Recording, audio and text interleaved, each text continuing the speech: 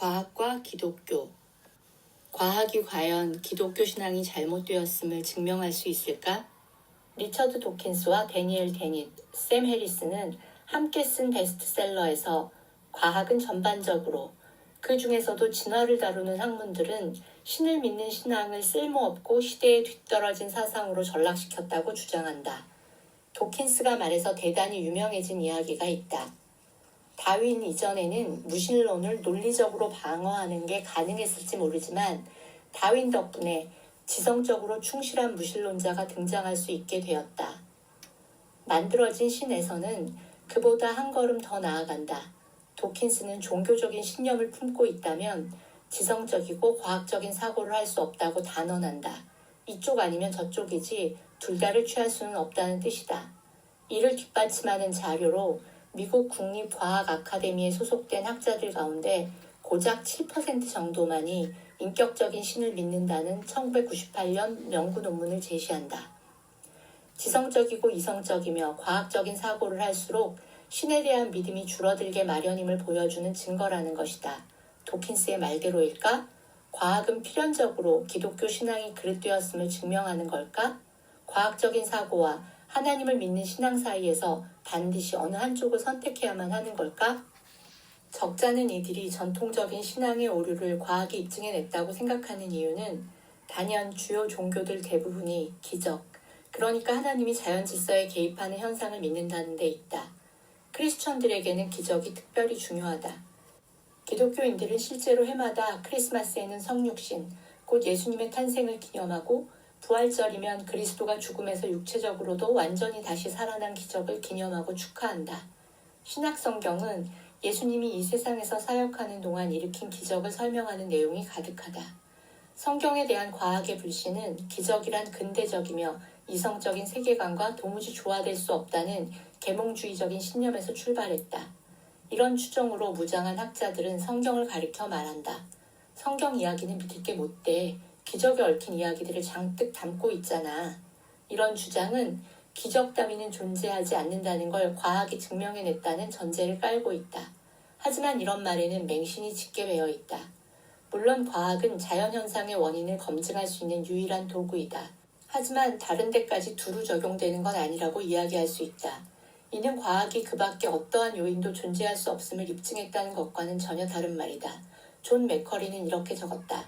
과학은 세상에서 일어나는 일들은 무엇이든 내재적이고 세속적인 여느 일들처럼 다른 사건과 관련해 설명할 수 있다는 가정에서 출발한다. 그러므로 기적은 오늘날 우리의 과학적인 이해와 역사인식, 그 어느 쪽과도 양립할 수 없다. 과학자들은 현상을 연구하면서 늘 자연적인 원인이 있다고 추정한다는 맥커리의 주장은 옳다. 자연적인 동인을 찾는 게 현상을 설명할 수 있는 유일한 방법이기 때문이다. 하지만 그 밖에는 달리 방법이 없다고 우긴다면 얘기가 달라진다. 물론 초자연적인 원인으로 자연현상이 일어나는 일은 애초에 불가능하다는 말을 검증할 경험적인 모델이 존재하지 않을 수는 있다. 그러므로 이는 철학적인 추정이며 과학적인 발견은 아니다. 맥커리의 설명은 결국 꼬리에 꼬리를 물고 돌아간다.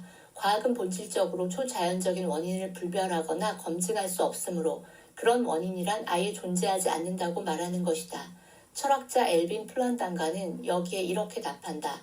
맥커리는 하나님이 죽은 이를 다시 살린다는 식의 생각을 버려야만 과학적인 사고가 가능하다고 얘기하려는 듯하다.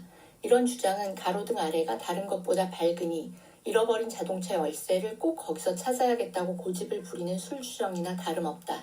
어두운 데서는 열쇠를 찾기 어려우니 꼭 환한 데를 뒤져야겠다고 우기는 셈이다. 기적은 일어날 수 없다는 말 뒤에 숨은 또 다른 전제는 기적을 행하는 하나님은 존재하지 않는다는 것이다. 창조주 하나님이 살아있다면 기적의 가능성을 따지는 논의 자체가 비논리적이다. 아무것도 없는 데서 모든 걸 지었다면 원할 때마다 그 뜻대로 창조 세계의 일부를 조금씩 바꾸는 게 무슨 문제가 되겠는가? 기적은 일어날 수 없다는 확신을 가지려면 우선 하나님이 존재하지 않는다고 한 점 의심 없이 믿어야 하는데 이는 또 다른 형태의 신앙이다.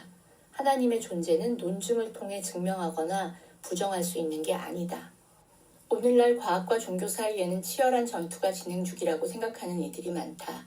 이런 선입견이 뿌리내리게 된 데는 주인공과 그 적수라는 그림으로 사건을 보도하고 싶어하는 미디어의 속성이 단단히 한몫했다.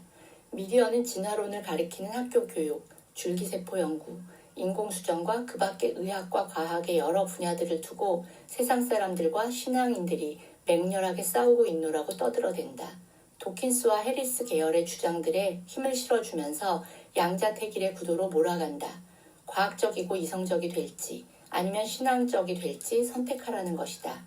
리디머 교회에서 사역하면서 오랫동안 과학과 생물학을 공부하고 경계하는 시선으로 정통 기독교 신앙을 바라보는 이들과 수없이 대화를 나누었다. 의과대학에 다니는 젊은이 하나는 말했다. 성경은 진화를 부정하죠. 공부 좀 했다는 이들은 다 받아들이는 사실을 말이죠. 성경을 고지고대로 믿는 까닭에 수없이 많은 크리스천들이 그처럼 비과학적인 입장을 버리지 못하는 것이 정말 안타까워요. 그가 무엇을 걱정하는지 충분히 이해할 만했다. 나는 그 젊은 친구에게 이렇게 답을 해주었다. 진화론은 자연 도태 과정을 통해 단순한 유기체들에서 복잡한 생명체가 나왔다고 가정한다. 하나님이 이런 방식으로 생명을 주셨다고 믿는 크리스천들도 숱하다. 예를 들어 지상에서 가장 큰 교회인 가톨릭 교회는 진화론을 기독교 신앙과 공존할 수 있는 사상으로 지지한다는 입장을 공식적으로 밝혔다. 반면에 진화를 철학적인 자연주의로 받아들이지 않지만 단순한 과정으로 생각하는 크리스천들도 적지 않다. 진화를 자연 도태의 산물에 적용하듯 인간이 믿는 모든 사실들을 설명하는 포괄적인 이론으로 삼는다면 우리는 과학이 아니라 철학의 무대에 선 셈이 된다. 만사를 다 아우르는 이론이 된 진화는 세계관이 되기에는 도저히 극복할 수 없는 문제들을 안고 있다. 리처드 도킨스는 진화를 생물학적인 메커니즘이라고 생각한다면 자연이 철학적인 자연주의를 신봉할 수밖에 없다고 주장한다. 정말일까? 도킨스의 만들어진 신이 출간되던 그 해에 프랜시스 콜린스는 신의 언어라는 책을 펴냈다. 콜린스는 뛰어난 과학 연구자로 인간 게놈 프로젝트의 책임자다. 그는 진화론을 믿으며 종의 변이를 부정하는 지적 설계 운동을 비판한다. 콜린스는 미세 조정과 아름다움, 그리고 자연의 질서를 믿지만 그럼에도 불구하고 결국 하나님을 가리켜 보이며 무신론에서 돌아서 기독교 신앙을 가지게 된 사연을 소개한다. 도킨스가 믿을 수 없다고 이야기한 인물, 진화를 생물학적인 메커니즘으로 굳게 믿지만 철학적인 자연주의는 철저하게 배격하는 주인공이 바로 여기에 있다. 물론 콜린스만 그런 생각을 가진 게 아니다. 지나치리 많지 단순한 도킨스의 도식과 달리 오늘날 볼 수 있는 생명체의 발달 과정과 하나님을 관련 짓는 데는 여러 모델들이 있다. 이안 바버는 과학과 종교의 관계는 갈등과 대화, 통합, 독립 등 4가지 형태로 정리할 수 있다고 본다. 스펙트럼의 한쪽 끝을 이루는 갈등에는 창조과학 지지자들 뿐만 아니라 아이러니컬하게도 도킨스 같은 사상가들도 함께 자리 잡고 있다. 양측은 전투 모델을 쫓아 과학과 신앙의 관계에 접근한다. 창세기 1장을 바라보는 창조론자들의 입장은 어떤 형태의 진화 과정도 용납하지 않는다. 도킨스의 철학적 자연주의 역시 종교적인 신념 따위는 깡그리 무시한다. 스펙트럼의 반대편 끄트머리에는 신앙이란 기본적으로 사사롭고 주관적인 일이므로 경험적인 영역을 두고 이러니 저러니 말할 필요가 없다고 생각하는 이들이 포진하고 있다. 이런 입장에서는 과학과 신앙 사이에 아무런 소통이 일어나지 않는다. 바버 자신은 이들의 입장이 서로 너무 동떨어져 있다고 여겼으며 과학과 신앙이 저마다 권위를 인정하는 좀 더 중립적이고 복잡한 접근 방식을 선호한다. 하지만 아무래도 갈등 모델이 가장 뚜렷하게 부각된다.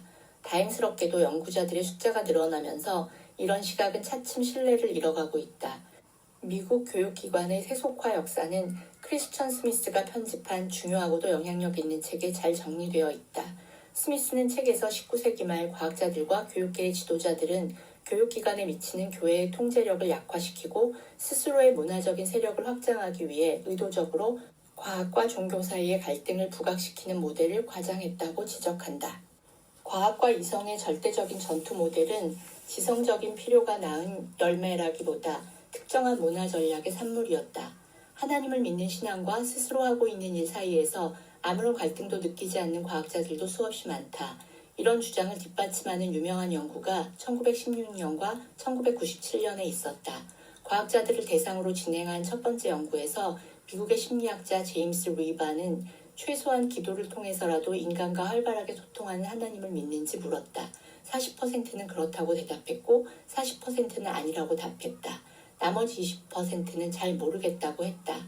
1997년 이번에는 에드워드 라슨과 레리 위덤이 똑같은 문항으로 동일한 연구를 진행했다. 그리고 과학학술지 네이처에 80년이 지났음에도 불구하고 수치에는 이렇다 할 변화가 없었다는 결과를 보고했다. 그렇다면 저명한 과학자들은 모두 하나님을 믿지 않는다는 주장은 어찌된 셈인가? 도키스는 만들어진 신에서 라슨과 위덤이 그 이듬해에 내놓은 후속 논문을 인용한다. 미국 국립과학 아카데미 회원들에게 같은 질문을 하자 단 7%만 그렇다고 답했다는 내용이었다. 도킨스는 이 통계 수치야말로 지성적이고 과학적인 사고는 결국 하나님은 없다는 결론으로 이어지게 마련임을 보여주는 증거라고 목소리를 높인다. 하지만 도킨스는 물론이고 라슨과 위덤마저도 연구 데이터를 해석하는 방식에서 심각한 문제를 드러낸다. 우선 두 연구에서 과학자들에게 물었던 처음 질문을 염두에 두고 판단해보라. 인간과 인격적으로 소통하는 하나님을 믿느냐는 물음이었다. 이에 따르면 초월적인 하나님이 우주를 창조했다는 생각을 품는 정도로는 신앙인 축에 낄 수가 없다. 인간과 직접 커뮤니케이션하지 않는 하나님을 믿는 나스 과학자들은 자동적으로 불신자의 범위에 들어가게 되어 있다. 결국 이 연구는 보수적이고 전통적인 신앙을 가진 학자들을 알아내는 데 적합하게 설계된 것이었을 뿐이다. 한결 보편적인 수준에서 하나님을 믿는 이들은 이 문항을 통해 걸러질 수밖에 없다. 둘째로 도킨스는 과학적인 사고와 무신론 사이에 인과관계가 있다는 쪽으로 데이터를 해석했다. 나스 과학자들은 과학적인 사고를 함으로 신을 믿지 않는다는 식이다. 하지만 이 연구로는 과학자들이 하나님을 신뢰하지 않는 참 이유가 무엇인지를 알 수도 증명할 수도 없다. 신학자이면서 옥스퍼드에서 생물물리학으로 박사학위를 받은 앨리스터 맥그라스는 알고 지내는 과학자들 가운데 신앙이 없는 이들은 대부분 과학적인 근거보다는 다른 이유에서 무신론적인 입장을 보인다고 썼다. 복잡 다단한 요소들이 하나님을 믿거나 또는 불신하는 쪽으로 이끌어간다.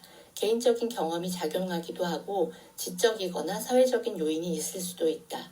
피터 버거를 비롯한 저명한 사회학자들은 신념을 형성하는 데 또래 집단과 주요한 관계들이 생각보다 훨씬 깊은 영향을 미친다고 말한다. 과학자든 아니든 인간은 따르고 싶어하는 이들의 생각과 태도에 크게 좌우되는 법이다. 맥그라스의 동료들 가운데 대다수는 과학을 근거로 무신론을 따르게 된 것이 아니라 하나님에 대한 스스로의 생각을 과학에 끌어들였던 것이다. 또 도킨스는 독자들에게 신이 없다고 믿는 과학자들이라면 100이면 100, 이성적이고 과학적인 머리로는 하나님을 믿을 수가 없다는 자신의 생각에 동의할 거라는 인상을 풍긴다. 하지만 실상은 전혀 다르다.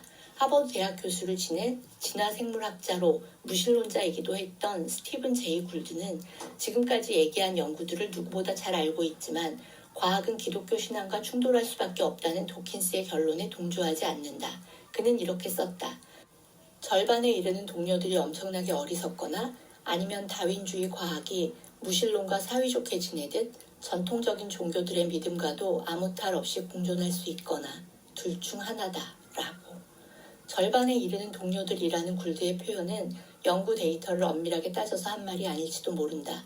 그저 더없이 존경받는 과학계의 동료들 가운데 전통적인 종교의 하나님 신앙을 품고 있다는 것을 알고 한 얘기였을 것이다. 굴드는 과학이 인간 존재의 실상을 다른 사람들이 만족할 만한 수준으로 설명해내지 못한다는데 더 흔쾌히 동의했다. 바로 이 점이 굴드가 도킨스와 뜻을 같이 하지 않았던 이유 가운데 하나다. 이러한 점을 강조한 또 다른 학자가 있다.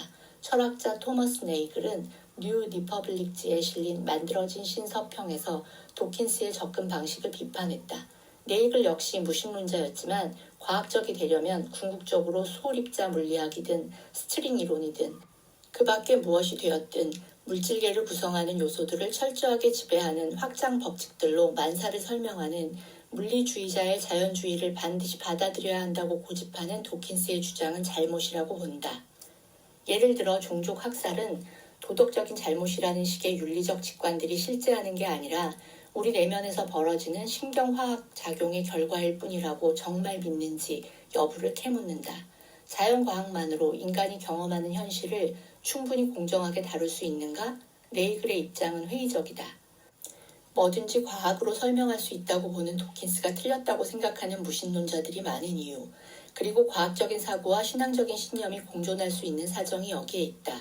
과학과 종교 사이에는 아직 전쟁이 한창이란 통념이 대중들 사이에서 여전히 힘을 떨치고 있지만 그 둘 가운데 하나를 선택해야 한다거나 크리스찬이 될 셈이면 과학과 갈등을 겪을 각오를 해야 한다는 등의 의식에서 한시 앞이 벗어나야 한다. 대다수 과학자들은 스스로를 깊이 또는 적절히 신앙적이라고 생각하며 최근 수십 년 동안 그 숫자는 꾸준히 늘어나고 있다. 과학과 독실한 신앙 사이에 괴리가 일어나야 할 이유는 어디에도 없다.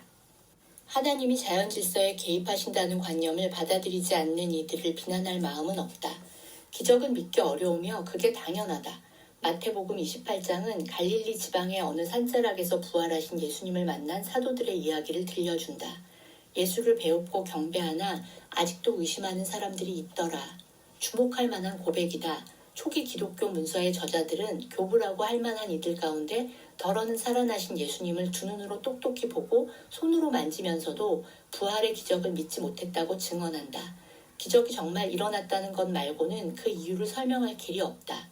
이 성경 구절은 몇 가지 사실을 보여준다. 오로지 과학 문명에 익숙한 현대인들만 기적적인 사건들을 붙들고 씨름할 뿐 오랜 과거에 살았던 옛사람들은 그렇지 않았으리라고 생각하면 안 된다고 경고한다. 현대인들과 마찬가지로 사도들 역시 제 눈을 믿는 이들도 있고 그렇지 않는 이들도 있었다. 아울러 이 말씀은 인내하라고 격려한다.